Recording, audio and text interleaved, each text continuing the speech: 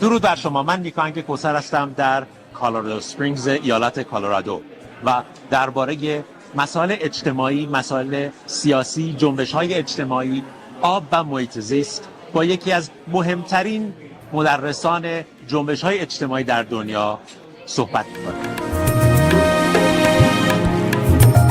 If you want successful movement, you need to offer the alternative. And that works for government, that works for democracy, that works for human rights. One of the beautiful things about water management is that there are people on the planet who solved it successfully. So like this idea, you know, it was always this way and it can't be different. And also this very vague idea of, okay, you know, we want democracy in Iran, but how democracy will work in Iran, and we cannot just copy-paste, you know, UK or US or German constitution and apply it in Iran. But you can just copy-paste the engineering and the way the water is managed in the places where it's managed well. So it's not really like, you know, whether the Western type of democracy will work in Iran, I'm not sure. Whether the developed countries' way of water management will work in Iran, yes, it will work. So it's like there is no doubt. This is like clear science. So the beauty. سرجا پوپوویچ یکی از شناخته شده ترین مدرسان مباحث جنبش‌های اجتماعی در دنیاست. او یکی از رهبران جنبش دانشجویی علیه میلوشویچ، دیکتاتور یوگسلاوی سابق بود. سرجا الان در کالورادو اسپرینگز درس میده. به خیلی از کسانی که میخواهند از او درس‌های بیاموزند که شاید در شکل‌گیری جنبش‌ها و حرکت‌های اجتماعی مؤثر باشه. Humor is great, and humor is basically the great tool for public mobilization. There are several reasons for this. Most importantly, a place like Iran, humor breaks fear and apathy. When you're using a humor, you're considered cool, and people love to be around the people who are cool. So if your organization is also not only perceived as serious but also funny, people will love to be enjoyable. And third, regimes, particularly autocratic regimes, don't know how to deal with humor. And we've done a pretty big study with with Penn State University, and we looked into 400 cases of dilemma actions and humor throughout 1 century. And we figure out that if you are creative, you are imposing dilemma, and you use humor, you are more likely to increase the number of the people who follow you. You're more likely to get positive media coverage. Your tactic is more likely to get concession from your opponent, and you're more likely to have a tactic which will get replicated across the spectrum. So, yes, scientifically proven creativity and humor increase the chance of the movement to achieve whatever they want to achieve. That works in environment, that works in politics.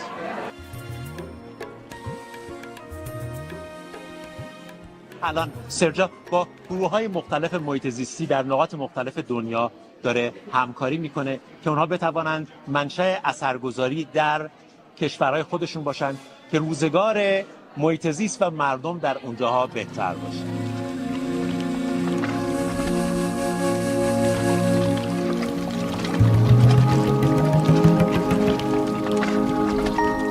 سرجا، خیلی خوشحالم که میبینمت بعد از سالهای سال. من میخوام راجع به محیط زیست از تو سوال بکنم و اینکه الان محیط زیست، مسئله آب با جنبش‌های اجتماعی چه تغییراتی داره میکنه و فعالان محیط زیست بایستی حواسشون به چه مسائلی باشه. First of all, good to see you, Nick. I was always a big fan of your work. Super happy that our fields overlapped again. I'm a biologist by education. You work on wars, so this is where we meet. Actually, there is a very interesting connection between people who work in environment and democracy. Very often, people who work in environmental protection, environmental accountability, in autocratic or less democratic places are those who are most under pressure. So what happens often, and here are the last 10 years of our work, basically I'm chairing Canvas, and as you know, Canvas is the organization dealing with helping people from dictatorship build pro-democratic movements. But what is really interesting is that we are getting growing number of demands from people working in the field of environment, and it seems that they are equally hunted as a human rights activists in so many different countries. There is also a growing number of examples where movements built around environmental issues and are actually the biggest thorn in their oppressive governments' back when it comes to, keeping them accountable. Though movements and issues may be different, the principles of success are the same. You take a look at the topic, you find the people who care about the topic, you recruit people, you mobilize people, you understand structure. So once again, we find that the toolbox that is used for empowering people to work against dictatorships is actually very useful for the people building environmental movements across the globe. سرجا، تو در این چند ساله شاهد تغییرات زیادی در حوزه‌های اجتماعی و محیط زیستی بودی و همچنین هم دیده‌ای که خیلی از فعالان محیط زیستی هدف حملات قدرت‌ها قرار گرفتند. شرکت‌های بزرگ، کورپوریشن‌ها نگاه مثبتی به اونها ندارن. چگونه ممکن هست که بتوان این فعالان که میخوان به مردم کمک کنن رو با مردم دستشون رو تو دست هم گذاشت و بتونن با همدیگر کاری انجام بدن که روند تصمیم گیری به نفع مردم شکل بگیره و این بتونه تأثیر مثبتی بر زندگی و محیط زیست بگذاره؟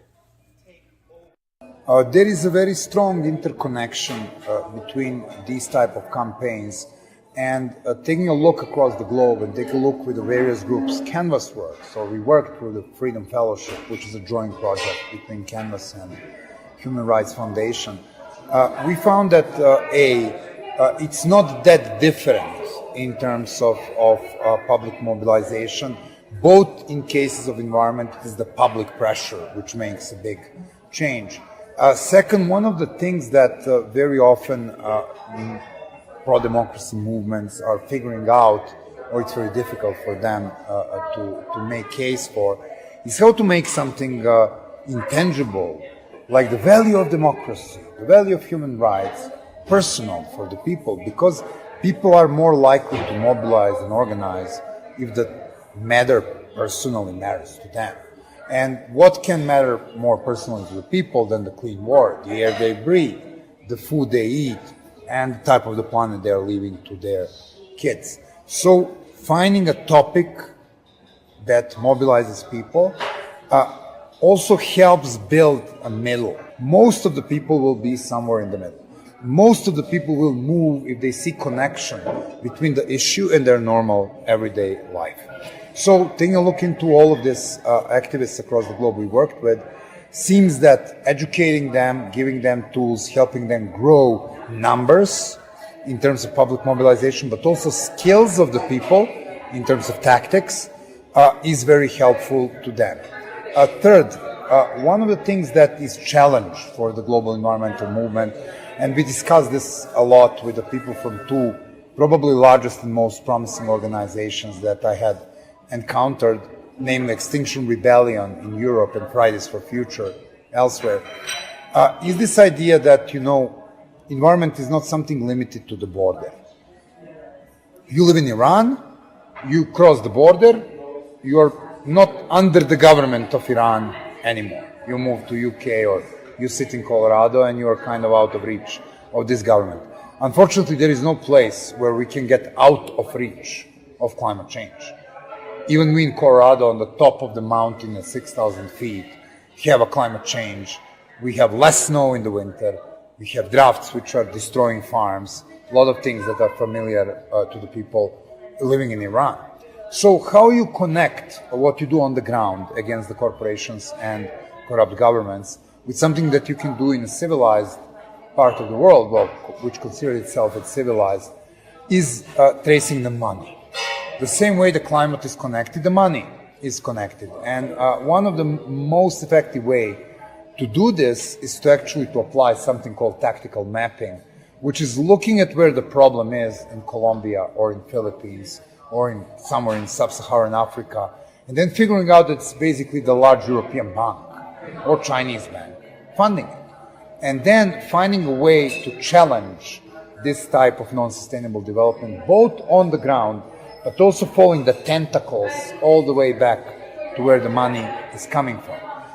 Campaigning against corporations sometimes differs from the campaigning against governments, because unlike governments, Iranian government is a perfect example, which very often have strong ideology, and they will go against their own interests, like trying to starve majority of the women in Iran, which is making them utterly unpopular, but this is their ideology, they stick to this. Corporations don't have ideology. Corporations have calculators.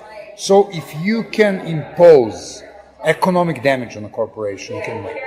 And if the economic damage you impose on the corporation which does environmental bad exceeds the profit that they can get, then you are on a winning path. There are numerous cases where corporations pulled back from projects because they were seeing the damage for their PR, or they were seeing the damage for their profit margin, or things of that kind. Basically understanding how the corporation thinks, figuring out how to create a certain impact on their image and certain impact on their profit is in the core of winning of every single environmental issue.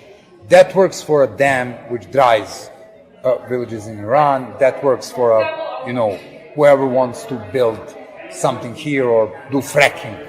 In Colorado, we have a big issue with fracking where I live here.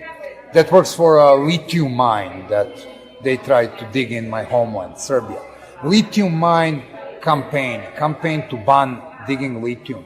In the last 10 years, that's the largest mobilization campaign in Serbia. It was larger than any political campaign in the last 10 years. Why? Because people understand the simple physics of it. You build a mine here, then it goes into the water, then it goes into another river, then gets into the capital city. So it's like people do see and do understand the impact that environment can have on their own life. The trick is that people who work in environment needs to figure out how to hit the middle and how to change their image of, tree huggers into the image of the people who are talking about something tangible. And we always have this discussion in U.S. where, it's like, okay, Colorado is a perfect example. I've been horseback riding last year in a small farm out of the place called Lake George. This is 4,000 people, 5,000 people. They call it town, but and everywhere else will be a village. So there's this farmer there, and you hire a course. Now you're 2 hours with somebody who never left Lake George. He tried to live in a woodland park, which is 15,000 people, was too much for him. So he came back to the Lake George. And this guy is 95% sure that climate change is a Chinese hoax. And he votes Republican with both hands and both legs and had probably 3 Trump bumper stickers on his truck. So here we are, and I have a very different political views, obviously. So here we are, horseback riding, and he tells me the story. And I love to listen to the people who are unlike me. I always learn something. He says, so I was like, why this air is dry, should be green. It says draft. And draft impact this region so much because what happens is that draft makes small farms unsustainable. So in Lake George, you have 7 farmers, and they are farmers, and their fathers were farmers, and their grandfathers were farmers. It's like they didn't change their way of life. And now they need to move to Colorado Springs or Denver to search for a job in Subway because they cannot maintain the irrigation system. It's terribly expensive. So, their business becomes unsustainable because of the drought. Next thing you know, the big farming company comes, buy their farm for cash. They need to move. So they need to change their way of life. They need to change the way their families live. All of these things are happening because of the drought. So now here is the guy who is ideologically in a very different place than I am. But he can easily be turned into climate change crusader because this touches him. Like his school friends are not living next to him because of the climate change. These people can be your allies, despite of whether you are atheist and they're religious, or you are pro-abortion and they're anti-abortion. Like, forget your own little ideological blurb and start talking about in the language that this person understands. And I always make these jokes like polar bears. That's the worst symbol environmental movement can invent. First of all, who have ever seen a polar bear outside of the zoo? Second, if you see the polar bear outside the zoo, you're probably a dead man because this thing will eat you. And third thing, who in Lake George would ever care for the polar bears? Well, they will care for cattle. They will care for horses. They will care so you for have to find something mutual. Yes, that's the point. So it's like figuring out three things. First, that you are not alone, that there are other people campaigning across the globe. Second, finding out the way not to look into your own thing, which is your own dam, your own factory, your own lithium mine, your own draft, but taking a little bit of the zooming out and figuring out that in order to build this dam, somebody needs to invest the money. And where is this money coming from? Then tracing the money and finding the people who are in the place where the money is. And third thing, understanding that climate change, if the campaign and language and messaging is managed carefully, can become a non-ideological issue because we are all suffering from it, regardless of our religion, background, education, color of skin, or ideology.